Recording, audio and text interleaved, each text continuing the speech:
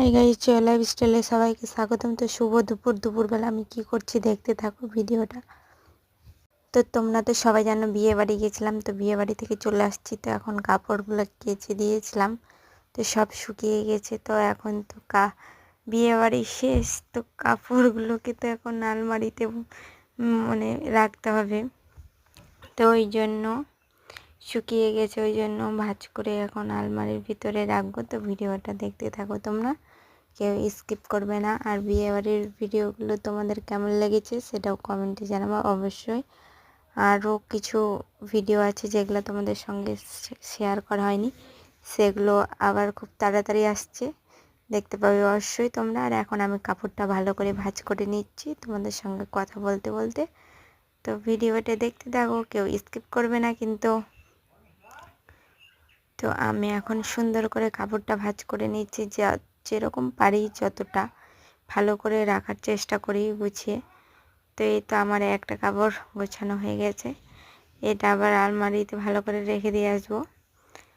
তো আর কি বলবো, তোমরা আমাকে একটু বেশি করে সাপোর্ট দাও, আমি অবশ্যই তোমাদের সাপোর্ট ও ভালোবাসা দিতে চাই। আর কেমন হচ্ছে আমার ভিডিওগুলো সেটাও কমেন্টে জানাবো। আমি আশা করছি ভালো করার চেষ্টা করব, অবশ্যই চেষ্টা করছি অবশ্যই। আর এটা একটা সুতির শাড়ি, ওখানে গিয়ে পরছিলাম পরে বেড়ানোর জন্য। তো এটাও মানে রেখে দেবো আলমারিতে, কারণ যেখানে সেখানে যাই এটা পরে। আর বাড়িতে পরার শাড়ি আছে, সেই জন্য রেখে দেবো। আর যখন এগুলো থাকবে না পরার শাড়ি তখন বের করবো এটা, ওই জন্য এখন রেখে দিচ্ছি। তো দেখতে থাকো আর আমি কি করছি। তো এখন সেটাও আলমারিতে রেখে আসলাম। এখন এটা আমার বরের জামাটা গোছানো হয়ে গেলে কমপ্লিট হয়ে যাবে। আর কিছু ছিল ওগুলো আগেই রেখে দিয়েছি আমি।